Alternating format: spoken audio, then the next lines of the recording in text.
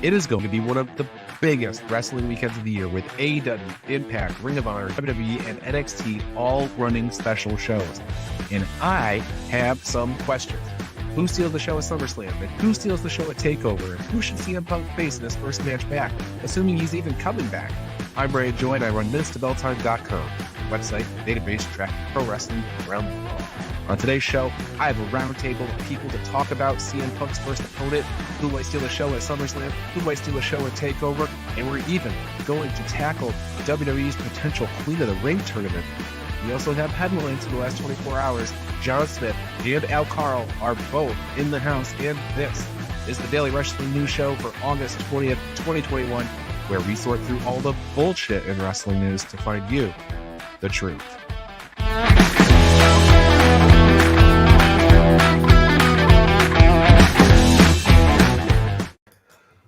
All right, guys, welcome to a Friday episode of the show. It's Friday. Al Karl and John Smith here today on a special Friday roundtable discussion.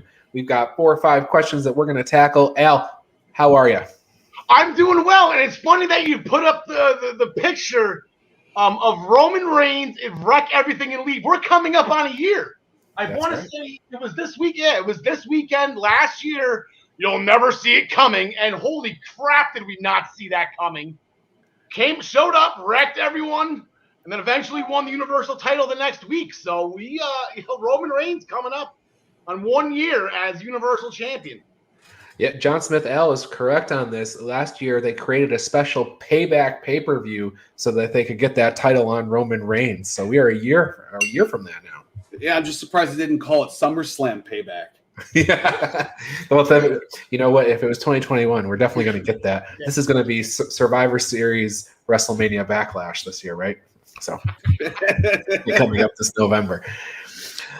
All right. Well, as mentioned, we have SummerSlam this weekend. We have TakeOver this weekend. We have Impact tonight. We have Ring of Honor tonight and tomorrow. We have AEW Rampage tonight. Plus, SmackDown is still happening too. So it's a full lineup of stuff. I want to start with what everybody is expecting tonight is the return of CM Punk. Roman Reigns yesterday was asked about CM Punk. He said,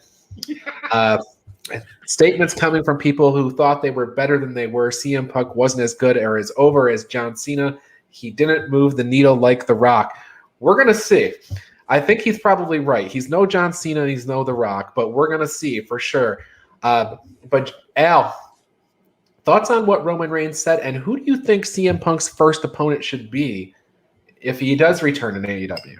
Okay, so Roman is just being Roman right now. He's putting over the guy he's fighting this weekend, and he's trolling the guy that most likely is leaving the company for the competition. So whatever, that right. Roman's just doing what Roman's doing right now.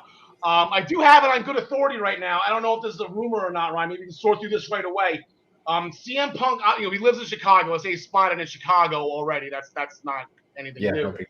But he is a little bit older right now. Apparently, there's a merch line going around. He's coming out. He's debuting a new name tonight. He's going from CM Punk to CM Smooth Jazz. I don't get the joke. He's older now. It's a different style of music. He's a little. Oh, I got it. Okay. CM Smooth Jazz. Makes sense. Now it makes sense. Yes. Yes, as a fellow 1026er, I said actually CM Punk, Phil Brooks, and us and Pat Sajak all celebrate. We celebrate the same birthday, and John Smith, actually, happy birthday to you! Celebrated yesterday, 21 again. I'm assuming, right? Yeah, for the 17th time. Nice. Yeah, so I guess the first opponent for me, when is the Serpentico's, Ryan? When is the Serpentico's turn? That was like, put him up against Serpentico, let Serpentico shine. But if it's not going to be him, Moxley, it seems like on Wednesday night, he got his panties all up in a bunch. He's getting a little heelish right now, which it's a little weird because of the whole Wild Thing music thing where everyone's singing them just like Jericho and whatnot. And they're doing that just like Jurassic Express. But I was waving the banner. All these guys are coming in. All these... And it's setting up perfect. I'll be shocked. I'm going to be shocked, but they're setting up for CM Smooth Jazz and John Moxley for All Out. That would be my Yeah, I think that's pretty good chances of that happening. John Smith, did you have a different thought on that, or what do you think of John Moxley as CM Punk's first challenger? Well, first off, I want to see CM Smooth Jazz come out to Girl from Ipanema. Yeah. Secondly, I didn't even think about Moxley because, I kind of fast forward a lot, especially as far as promos is concerned. So I didn't hear what Moxley said, in that regard. So that seems like a very plausible choice. But my first thought was it's got to be a heel, and Aleister Black was the first person that came to mind because, we've never seen that before, obviously. And they're kind of the same ilk, like indie darlings that took a while to get to WWE and then didn't get their fair shake. I mean, obviously CM Punk did eventually get his fair shake, but Malachi Black was not so lucky. So I'd like to see them go at it. How do you get to a finish in that match, John? Because man, you don't really want either one of them to lose right out of the gate, anyway. Yeah, I don't think it hurts Malachi Black to lose to a go to sleep. Okay. CM Punk is as far as kayfabe's concerned, you book CM Punk to beat pretty much anybody in the world right now besides Roman Reigns, and Kenny probably. I think even maybe he would beat Kenny if they book that match. Yeah, I think CM Punk's coming in. He's going to get a win in his first match, and kind of all the attention was on Darby Allin. And I don't think that's the match at all because I don't think you put CM Punk in there and you don't have him. You have to have Punk win because he's going to be a top guy in the company, but you don't beat Darby Allin with CM Punk because you got to keep Darby going. That's not good for Darby. So I like the John Moxley thing. I think that you're right, Al, with that promo that he cut. He cut promo on Hangman Page and Christian Cage and Kenny Omega. All these people. He kind of setting himself up. He's a free agent as far as All Out is concerned. So he was my first pick, but I did reserve a backup, and it's Chris Jericho because Chris Jericho is kind of off this feud with MJF. They may come back to it. They may do another match at All Out, but it's weird that they got through the 5 labors. It feels like a period at the end of the sentence a bit, and maybe now they did that so that they can pivot and they can have Chris Jericho come in. Chris Jericho is a great win for CM Punk out of the gate, and nothing will touch Jericho. He can lose to everybody, and he can lose to Serpentico tomorrow too, and it's not going to hurt Chris Jericho. So, thoughts on Chris Jericho as the guy, Al? I think you're going to have to lay that because I think you were right with part of you said. I think they're going to do it again at All Out. I think it's going to go Jericho and MJF. I said this on Tuesday in the Central Wrestling Podcast. I had MJF winning. I guess not as convincingly as it was, with the tap out with the was it the salt of the earth he calls it? Yeah. But I don't think they're going to do this one more time. I think Jericho's going to want one more shot. Come on, MJF, one more try. Now, give me a couple of weeks to heal up or whatever. He ran through a gauntlet. So the fact that it's realistic that Jericho lost that with all the crap that MJF put him through. That was the whole point of it, was so to soften him up so MJF would win. So that makes complete sense. But now MJF's going to be like, no, I already proved to you I'm better than you. What else do you want? And Jericho's going to put his career on the line.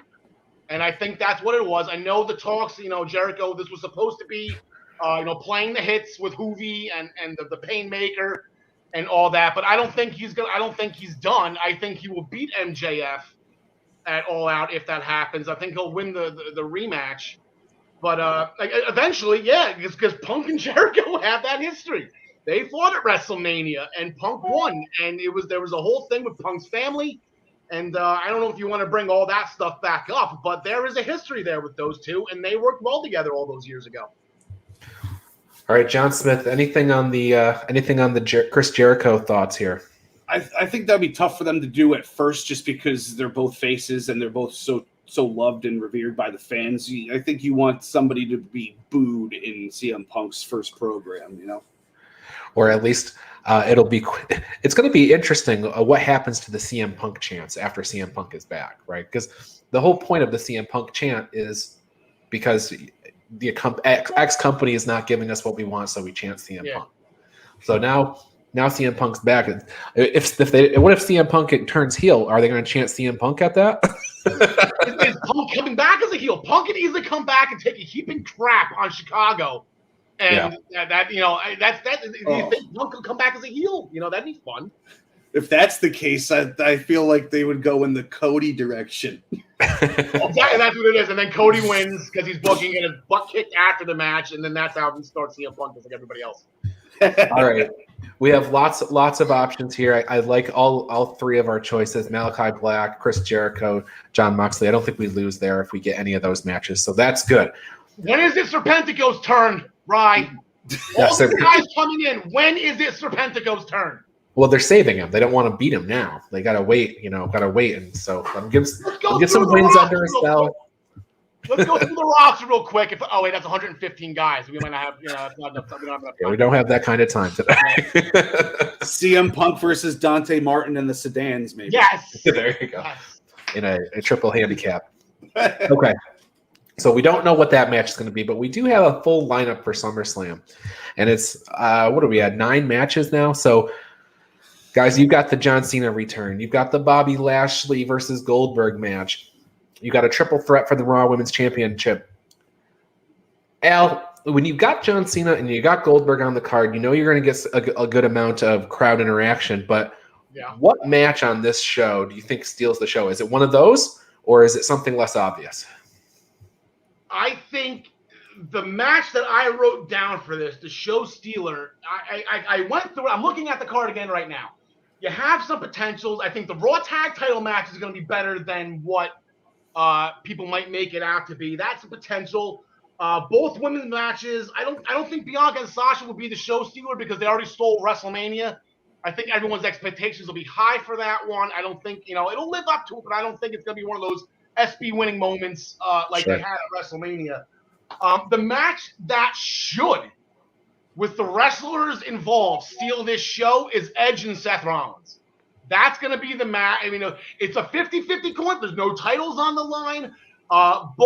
Edge is coming off a Universal Championship match loss. Rollins really hasn't gained a ton of steam since turning heel. I mean, you keep all the records. Rollins' record as a face compared to Rollins' record as a heel is a complete 180. Like it's right. Below 500 is all that. And Rollins. So, and then Rollins is complaining about being in the Universal title picture. He wants Roman Reigns. He's made that publicly on SmackDown. So, with the history of those two and everything, that match has to, I think, in order to propel both guys going forward. And both guys, SummerSlam mainstays on both in the top 6 in wins. Edge all-time record of SummerSlam 8-2, which is second most all-time, and Seth Rollins is 6-1, riding a 4-match win streak. So both of these guys perform and win at this event. So, like I say, with everything that these two have to offer and the credibility of both these guys, this match, by looking at everything, it's 2 huge names, both former world champions, both for. Yes, Alexa and Eva. Yes, that'll be the number 2. But yeah, exactly. But yeah, it just seems like that's the obvious pick for me. John Smith. I think Al's onto something here with this Edge and Seth Rollins match. Edge has been back for almost going on 2 years now. It'll be 2 years when we get to Royal Rumble, and he's worked matches against Randy Orton. He's got a program against Roman Reigns. But Seth Rollins, unlike those two guys, and no disrespect to either of those two guys, Seth Rollins is a worker. He is like a top-notch worker in the business. So he's a little different than those two programs. So it might be interesting to see what Edge can do in there, especially when you consider the Daniel Bryan factor of him potentially wedging his way in. We still got 24 hours or more that he could get into that match. So, John Smith, is it Edge and Seth Rollins? That would have been last on my radar. That's personally the bathroom. That's the bathroom break match for me. Wow. But I think it'll be a good match. I never liked Edge, never liked Seth Rollins, so like this doesn't really do it for me. But I mean, obviously they can both go and they're going to have a good match. It's just like that's not something my eyes want to see. But my first thought was Roman and Cena because Cena hasn't had a match in what 2 years, 3 years. I mean, you can't even really count the Fiend thing last year at WrestleMania, and you think that, Cena's just a generic whatever kind of guy, but then you remember the AJ Styles match at Royal Rumble a few years ago when they went for the title. That was probably 5 years ago at this point. And everybody was calling that match of the year, even though everybody at the same time hates on Cena every other tweet they make. But hey John, what? I can't. Where'd Ryan go? I can't see him. I don't know, man. Let's just keep rolling, man. We're live. We're live.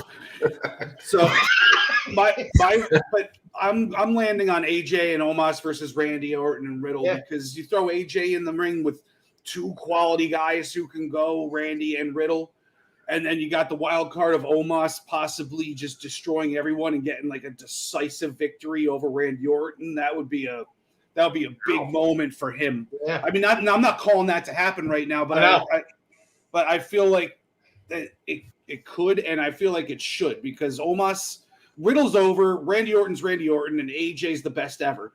So Omos is the one that really needs to rub off this match, and I think it can happen. So I really love to see this one. That's my show stealer. So Al, we have precedent for here, right? The very first WrestleMania, very first SummerSlam, I think we had Zeus in the match, right? In the main event. No. Second one?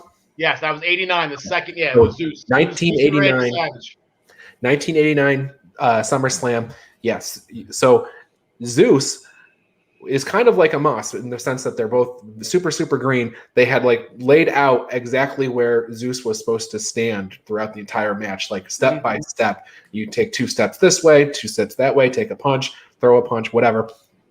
It was all kind of orchestrated. So Al, do you agree? I mean, is this going to be obviously you already said your match, but is this the one? I mean, you could have a feel-good moment if Riddle and Randy Orton come out on top here. Yeah, and it progresses their story, and there's no reason for this feud to end. Either way, like I said, there's no reason for this to go forward. They can have an Extreme Rules match next month. They can go out to Saudi Arabia in October. There's no reason for this feud to stop. I think this is actually really good now that Randy and Riddle are back together. You just let them go for a little bit before Riddle takes another RKO. I mean, that's inevitable. We just find out, it's all a matter of when and what. Could be something. This could be tomorrow, Well, I was going to ask that question. Is it possible that they win the tag titles, but before they can finish celebrating, Riddle's already taken another RKO just because Randy being Randy? Yeah, no, Randy could be that. Yeah, but even I don't think Randy would do it if they won. That market's cornered by a guy named Dean Ambrose. I'm not sure if you remember that, but well, yes, I do. But if Riddle fails to execute the RKO, it could just be another remedial lesson. So we shall see. Bro, my pick is Sheamus and Damien Priest, and it's because nobody's expecting it, and Priest is one of these guys who. He's kind of got a lot of shine on him. He's on the rise. He's not a young guy, so they need to, if they're going to pull the trigger on him and get him into top guy status, I think they got to give him the time to go here. And he's going to have a great match with Sheamus, I think. So I think it'll be hard hitting. It'll be early in the card. If they are able to produce a good match here and nobody will see it coming in, I think it'll steal the show. That's potential. Yeah, I like that. Yeah, I got high hopes for that match. I like both those guys. John Smith, thoughts on that? Yeah, I'll take Sheamus versus anyone, literally anyone, because he makes them take it and he makes them dish it back out. You'll never see a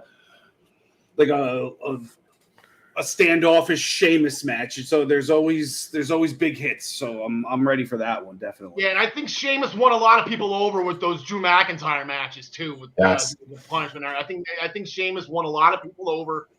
I know he's always been a Vince guy, and I know he's been a Triple H guy. They've been workout buddies, and God forbid, that explains all of Sheamus's WWE Championship runs. But no, I think as far as from a fan standpoint, he should have, because they killed each other, and that was, I think, this is kind of Sheamus's reward right now, the U.S. title. So you're right. I think that feud put him kind of back on the radar in the fans' eyes. Travis asking if we could see a fake Sheamus with a different mask, setting up. We had SummerSlam. We had Undertaker versus Undertaker at SummerSlam. Maybe this would set up the Sheamus versus Sheamus match later on. Is there anybody else that white that's that big? I don't know. I mean, you can color the hair, but I don't know about finding somebody that with that body. with that complexion. Yeah. I am not sure. But same question, John Smith. You are our NXT guy.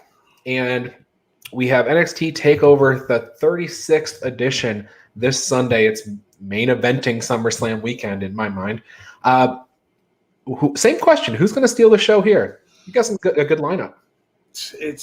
I mean, the first thing you think of is O'Reilly Cole 3 because whatever, it's like, they ended their feud. But I'm going Walter and Ilya Dragunov.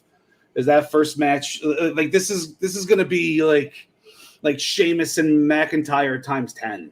Like the violence in this match, the handprints on Ilya Dragunov's body, or like he's gonna have to get them tattooed on there because they're gonna be there for life. He's gonna be scarred from all the open hand slaps. But yeah, I'm definitely going with the UK Championship match.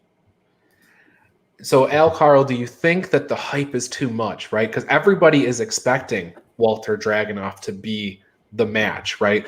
It was one of the best matches in WWE all last year, critically acclaimed match. Is the hype too high? Is it going to live up to the expectation? I think it'll live up to it. I don't think it's going to be. I think people are I think it's going to be hit the expectation. Like you can't go above what we're putting it at. We're putting it on such a high pedestal. It's going to be like Omega Okada 2.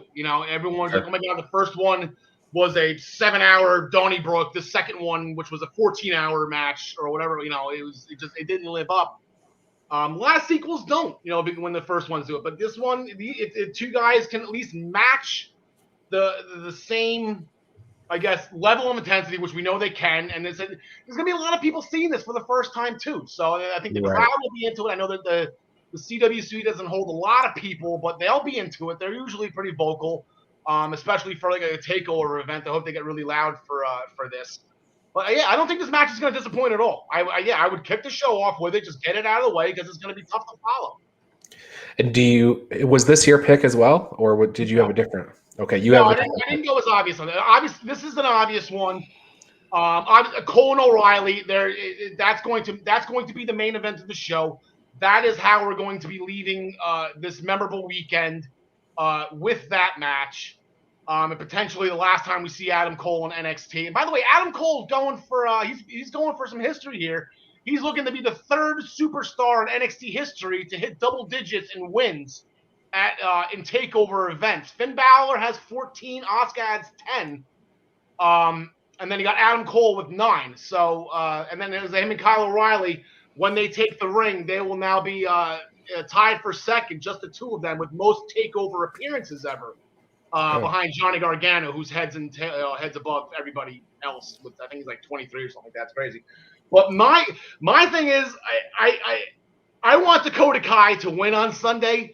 So in order for her to do that, that match has to steal the show. She has to go all out. She has to hit Raquel with everything that she has in the arsenal. There's going to be a million close call finishes where 1, 2, we got it. No, it's going to be a lot of false finishes, and it's got to be Dakota Kai has to steal that show in order for her to win that title. And if she doesn't, and Raquel squashes her in 5 minutes, just because Cole and O'Reilly is going to be 45 and Walter and Dragunov's going to be 25. If this is just a quick whatever, just to get to the NXT champions, and then Dakota's screwed. But Dakota needs about 15, 20 minutes and a lot of close calls and a miracle win to do this. So, because Raquel's up there. She's a beast. Yeah, Raquel getting pushed like crazy this year. And there's really nobody left for her to destroy. So maybe this is the time where we see Dakota get her arm raised. And John Smith, I think the evenness of this match, the unpredictability of this match, as opposed to, I think people think Cole and O'Reilly is going to finish a certain way because Cole seems to be on his way out of NXT. As opposed to this match where it feels really even. Is this the second coming of Sasha Bailey? Oh, wow. I wouldn't go that far. I think there's such a mismatch involved here. Dakota's got a lot to prove. Dakota's got to win this match. and defend for a while, and maybe even defend against Raquel a couple times before it becomes something like Sasha Bailey, because Raquel is so dominant, and I can't imagine Dakota beating her without Psycho Sid involved. Psycho Sid, or at least a new heavy. So Savannah Evans makes the leap from Impact over. Okay, well, I have Cole and O'Reilly here. I think it's a kind of a safe bet. I had Walter Dragunov makes sense. This match makes sense that you're saying, Al. I think that the Cole O'Reilly match is going to go about 3 hours. You're gonna get 3 60-minute matches out of this. You want 60 minutes each fall, and it's going to end in a steel cage. And I think it's going to send everybody home, not thinking about anything else but this match. And whether it's Adam Cole's last match in NXT, whether it's his last match in WWE, I think it's going to be Adam Cole has got something to show here to say, this is how I'm putting the period at the end of my NXT run, or I'm in NXT and I'm here to stay, or I'm leaving WWE and this is the mark I want to leave. So Adam Cole has something to do here, and he is a big match guy. So, Al, thoughts? Yeah, to how I see that match ending, regardless of who pins who. So they're going to be in the cage. Somebody's going to pin another guy, and then going to roll off. They're both going to be on their backs, dead to the world, with the cage, folding out like the butterfly, whatever.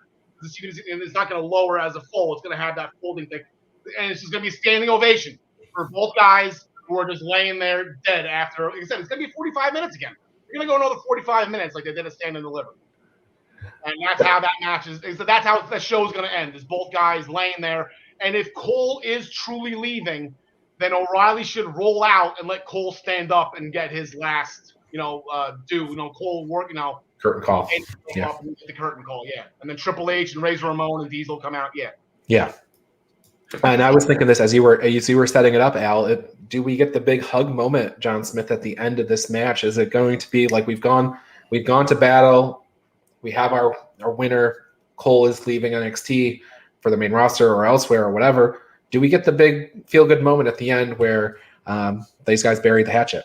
The curtain call moment? I don't think so. I don't see Cole leaving, though, to be honest with you. Like, I think he's one of those guys that they know it would be dumb to get rid of him. So I don't see him leaving. I see him winning the match, to be honest with you. He loses the first fall in the regular match to Kyle O'Reilly. It chaps his ass, and then he goes on and beats him in 2 falls for the win. But I mean, it's definitely gonna steal the show. But I think Walter and Dragunov is gonna be a better match. It's just not as hyped and as important because Adam Cole is just like one of the biggest names in wrestling right now. For sure. It would be a nice curtain call, like I said, have Roddy come out. Just bring characters. You can bring, hey, Bobby, you got 5 minutes. Come back for 5 minutes. Give Adam Cole a hug before he bounces, or if he is leaving, if that's the case that he is leaving. So I'm with John. I don't think he's going anywhere. I say you give him the win, shock everybody, including the system, and then see what I did there. And then because keeping Adam Cole around, it's super easy, barely an inconvenience. I get all the way off my back, guys. Adam Cole is hyped. I think they had a little clue earlier this week. Adam Cole went public to say, hey, look, I'm not getting rid of my Twitch channel. And a lot of people read a lot into that in the sense that he's not going to the main roster. So I think if we see Adam Cole win, I think it's going to explain a lot of Adam Cole is winning. He's going to stay in NXT. He's not going up to the main roster. And I think that would be good for them, for NXT. So yeah, and the outcome of that match is going to determine a lot. Because if he loses, Hunter is a traditional guy. You lose, you go out on your back. Right. There's no ifs, ands, or buts about that. Right. There's no winning and then going. You're showing up on freaking Rampage and to fight CM Punk and all that. Yeah, you're gonna go. Well, even if he's going to the main roster, typically an NXT guy leaves, he goes out on his back, whether it's main roster or whatever. So you leave in that territory. Unless you're Oscar. That's what Karrion Kross is going to be doing. That's what Karrion Kross has to do right now. Right. I mean, that's right. And John Smith is right. Unless you're Oscar. Unless you're Oscar, exactly. Asuka just handed the belt over. Is like, okay, on to bigger things. That's what Karrion Kross should have done. Okay. All right. So we're at the 30-minute mark on our show here. So I'm going to jump into not even related to this weekend at all, except for the fact that maybe we'll see some NXT call-ups post SummerSlam. It seems like they're not going to be tied to after SummerSlam. They're going to pull people up whenever. People are talking about Indy Hartwell going up and all kinds of crazy stuff. So the women's division is kind of at the center of everything. We've had 3 call-ups all on SmackDown. Plus, they're still looking at down there at Indy Hartwell and things. And WWE has not announced, but it has been leaked that there is going to be a Queen of the Ring tournament that's going to have their finals in Saudi Arabia, of all places. And I want to get your opinion, Al Karl. Yeah. Starting off with you, who do you think WWE would put in as their first Queen of the Ring? And then how do you think Charlotte Flair would respond to this? Is she even in the running? No, I don't have any of the champions in this. Like I said, the King of the Ring is usually a platform to elevate somebody, correct? So I made not brackets per se, but I took 4 women from Raw. I took 4 women from SmackDown. I don't think this needs to be any more than 8 with 4 on each side.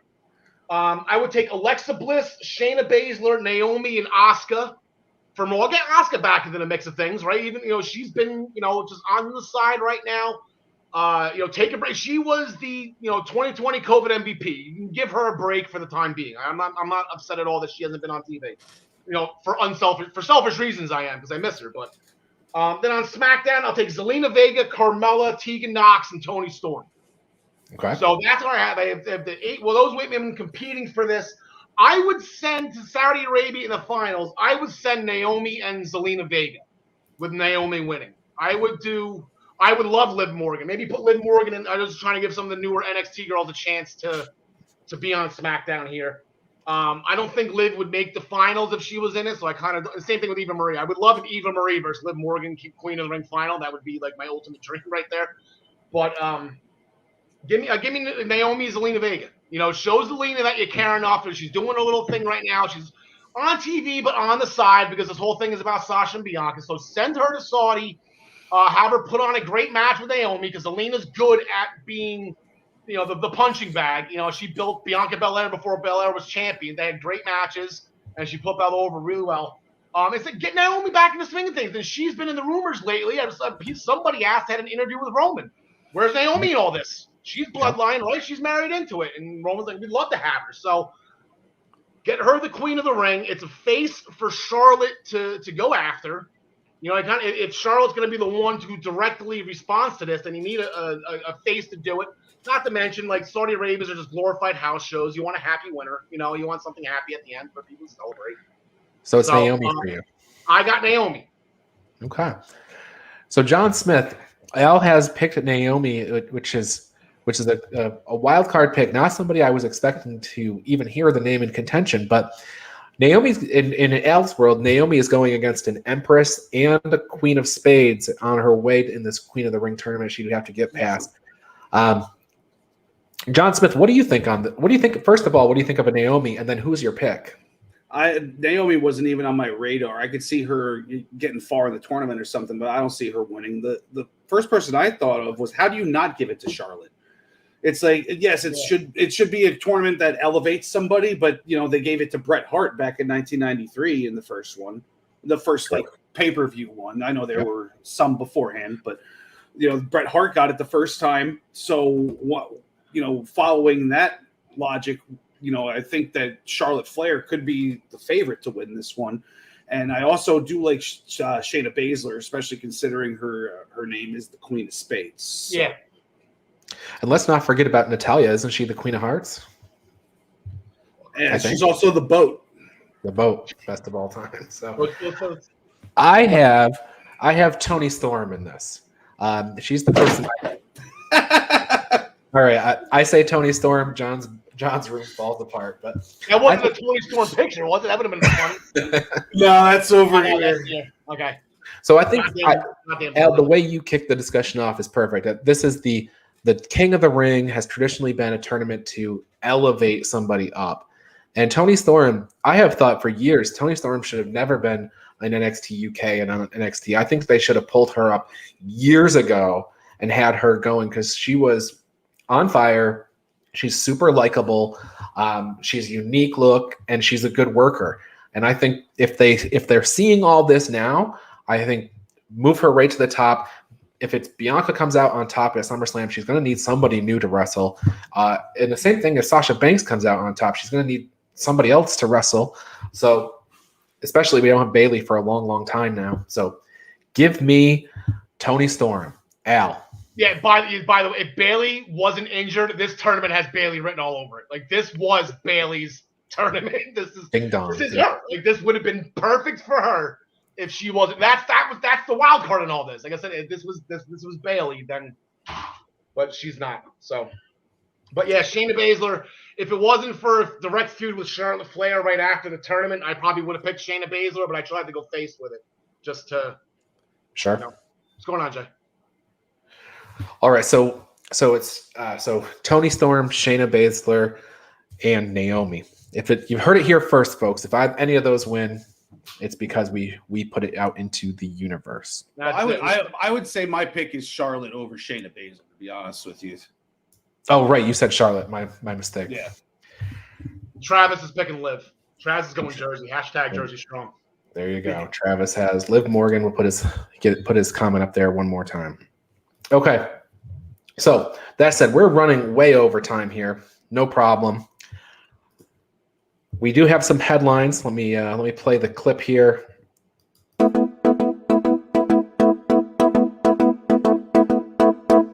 I'm going to rip through these, and you guys, I'll rip through the headlines, and then Al, I'll throw it to you, and you tell me what you want to talk about, if anything. Ric Flair is returning to the NWA at the NWA 73rd pay-per-view. Flip Gordon is getting a ROH World title shot tonight against Bandito. WWE applied to trademark Charlie Dempsey and Reggie. Dark Side of the Ring returns September 16th at 9 p.m. 7 new episodes: The Plane Ride from Hell, Chris Kanyon, FMW, Johnny K9, Luna Vachon, XPW, which happens to be John Smith's backyard wrestling. So look for that. The Steroid Trial is the last episode of Dark Side of the Ring. 2.0 was signed by AEW, and Minoru Suzuki is coming to the United States for GCW shows in September and October. Al, anything in this list that bears conversation? No, just a small point about Chris Kanyon, and I did notice this about Brian Cage. Brian Cage does the Who Better, and that is true. I guess Chris Kanyon, first of all, # Jersey guy, Chris Kanyon.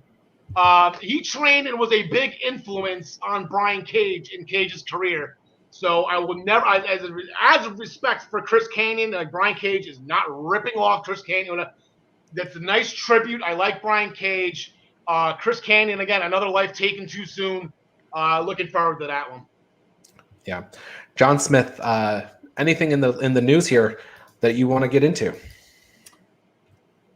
I'm just pissed that XPW stole my backyard wrestling's name. We were Extreme Pain Wrestling, and then a year later they come out and they're Extreme Pro Wrestling, and they steal our website from us. True this story. 20 years ago. Did you get interviewed for the Dark Side of the Ring documentary, or did they omit you? They omitted me, and I'm the first ever champion. Oh my God. I was basically the Cody Rhodes of XPW. I was writing it, so I won. All right, guys. Actually, real quick, another huge headline from Impact last night. Doc Gallows got pinned. Yeah, what happened? Doc Gallows got pinned. I never thought I'd see the day. The streak is over. Holy crap. Okay, Joe Doring. I see you, Joe Doring. Okay. Absolutely. That was tough. Travis mentioning that Kanyon had a real close relationship with the Bucks, too. So, yeah, I mean, it's a sad story that we're going to see in Dark Side of the Ring, but it's good to see that his acknowledged. Aren't they all? Like, is that the whole point of it? Yes, that's the dark side. Although I will say the Nick Gage episode was at least had a hopeful outcome. So you never know. You might get a little something to surprise you. All right, there's a bunch of wrestling going on tonight. We have Rampage, we have Impact, we have Ring of Honor, we have SummerSlam tomorrow, we have NXT TakeOver. Look it up, folks. You can find all the lineups out there. We won't go through them here. But Al, tell everybody what they can watch tomorrow at 3 p.m. Yeah, we're doing our SummerSlam special, hosted by myself, the Essential Wrestling Podcast. Brian, you will be there. John Smith will be there. We're going to bring in Travis. We'll bring in John DeConnie. Let us be the pre-show to the kickoff show to the main show. Like, let us start you off. It's going to be strictly SummerSlam, strictly the match. We'll do deep dives into them. We're going to have a lot of fun. We'll laugh at everything like we always do. We would love for everybody to come join us and just be excited for an event. It's a great weekend, starting last night with Impact. Great show. We got Christian Cage. They showed the highlight when he beat Jeff Jarrett, and now he walked out as Impact World Champion. That was great. So it's going to start off with Impact and SmackDown and CM Punk tonight. And we'll go into SummerSlam, have some fun. We'll enjoy NXT, and then it's going to be exciting. I'm excited. 34th SummerSlam, Ryan. Did you know that? 34. 34. Wow. And Vince McMahon was probably the only one that's been at all of them. Probably, yeah.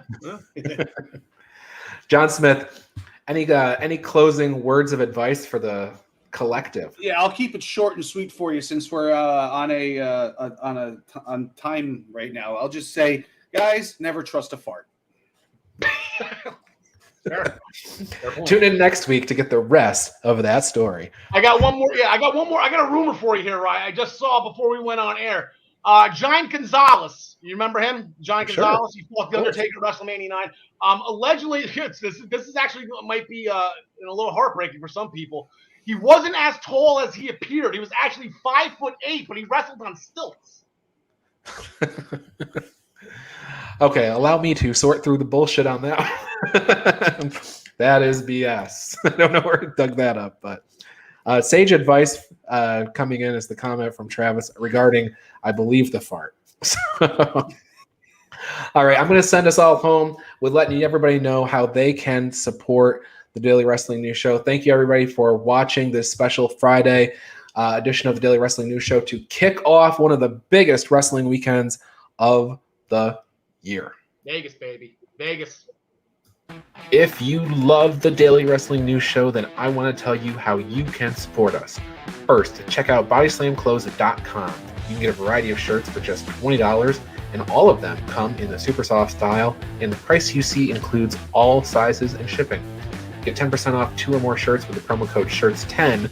Go to bodyslamclothes.com right now to check it out. And join Joey Jarzenka, Ian Schreier, and Rob DeLuca on Monday nights for the Primetime Rundown. They take you through the world of sports, and the show kicks off each Monday at 7 p.m. on the Eastern Observer. And each Tuesday, Al Karl hosts the Essential Wrestling Podcast alongside John Smith, myself, John DeConnie, and Gary Mahaffey. It's another week of updates and highlights in the world of wrestling. Here are our analysis on who we think is going to win the week's matches. Coverage begins at 6 p.m. on the Eastern Observer. And Pro Wrestling Pick'em. It's a place where you can join or host a Pick'em League to test your predictive skills in the world of pro wrestling. Create an account and join a league now at ProWrestlingPick'em.com so you can play against your friends or play against the universe. And the Body Slam Brigade newsletter, currently going out to over 4,200 people each Friday. It consolidates all the top stories in professional wrestling into a quick-to-read email written by me for you for free. Sign up now at bodyslambrigade.com. And of course, this show, the Daily Wrestling News Show. We're here every day, Monday through Thursday, and occasionally on Friday. You can listen to us on Apple Podcasts and Spotify, or watch us live on Facebook and YouTube at 10 a.m. This is the Daily Wrestling News Show, and we thank you for your support.